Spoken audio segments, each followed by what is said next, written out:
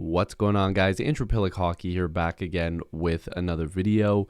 Today we're going to be doing a preview for the San Jose Sharks versus the Toronto Maple Leafs game for October 22nd, 2021, and this is a 6 p.m. Eastern start.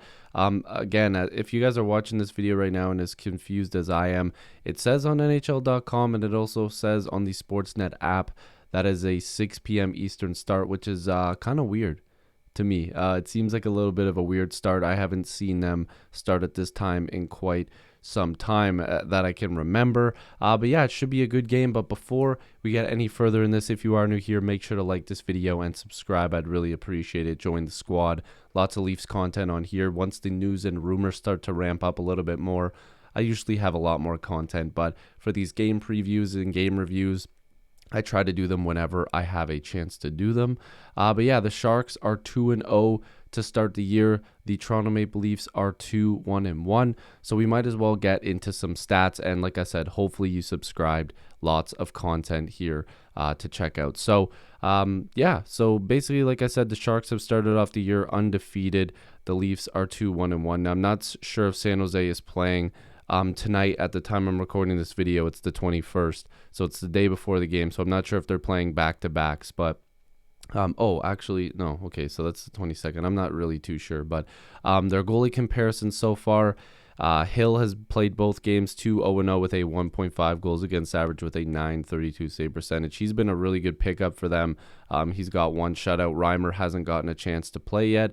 Campbell is 2-0-1 with a 1.18 goals against average and a .953 save percentage, but it's looking like the confirmed starter for the game is going to be Michael Hutchinson. As we know, Peter Mrazek is injured. He's going to be out for quite some time. So we'll look at Hutchinson's stats in a few seconds here, but it does look like the Toronto Maple Leafs will be going with Michael Hutchinson in the crease. Now, I know a lot of people are like, oh boy, here we go again. But if you look at last season with Toronto, he played in 8 games. He had a .242 goals against and a .919 save percentage. Previously with the Leafs, he had a 3.66 and an .886. So in those 8 games, he actually looked a lot better. Played in 1 game in Colorado and did pretty well, but the 8 games, obviously a little bit more of a sample size, nothing too crazy, but a pretty good numbers for him. So the Leafs to have him as a third string goaltender isn't exactly a bad thing. You need guys that can come in and play games, so I'm okay with Hutchinson getting the start. I haven't seen the confirmed starters for the Sharks, but I would imagine with Hill being the hot hand here, unless there's a back-to-back, like I said, and they're trying to play matchup here, Hill will probably get the start. It is in Toronto at the Scotiabank Arena. This is obviously the first meeting between these two teams. Now, if we're looking at their team stats to start the year, their power play, San Jose's power play has been really good. Actually, both their special teams, because their penalty kill is really good as well, as you can see. But the Leafs' power play, again, hasn't gotten off to a good start, so the advantage will go to the Sharks there. They're first in power play. We are 15th.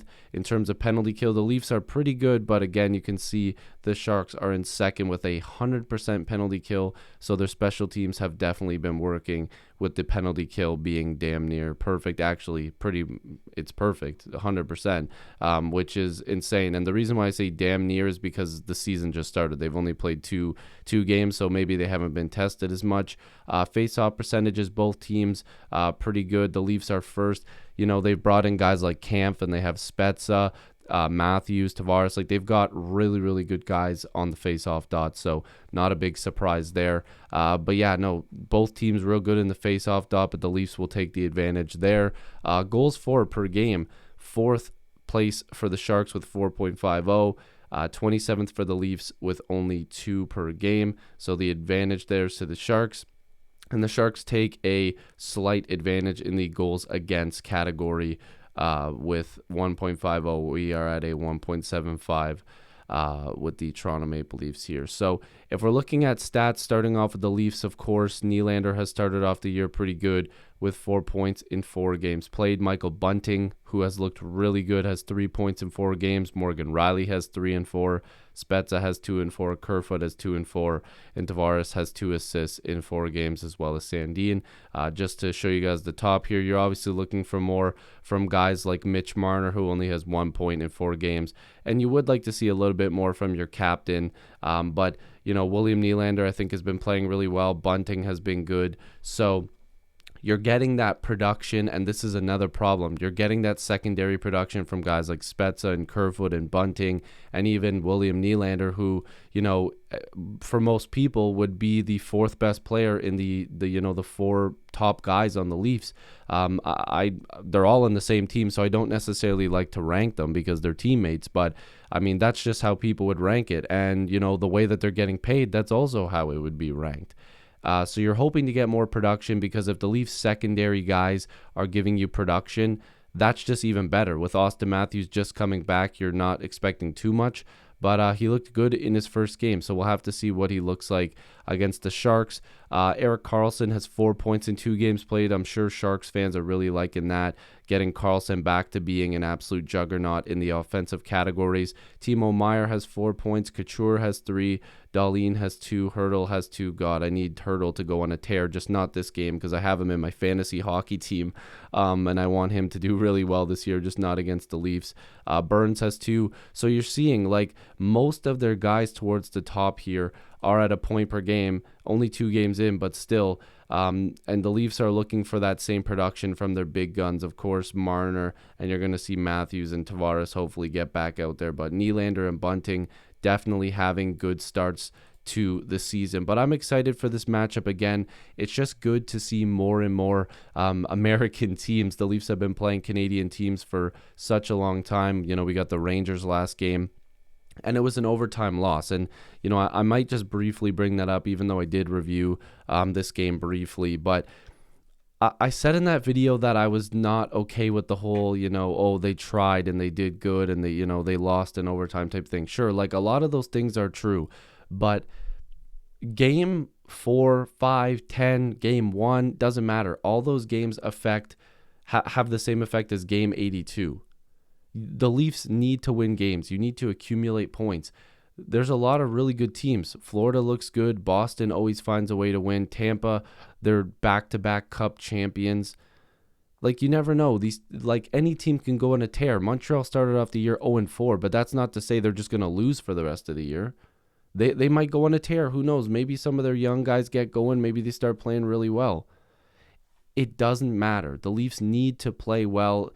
They need to pick up as many points as they can. Getting 1 in New York, fine, that's good. But you need to win games. You need to start to accumulate these early points to establish a lead in your division.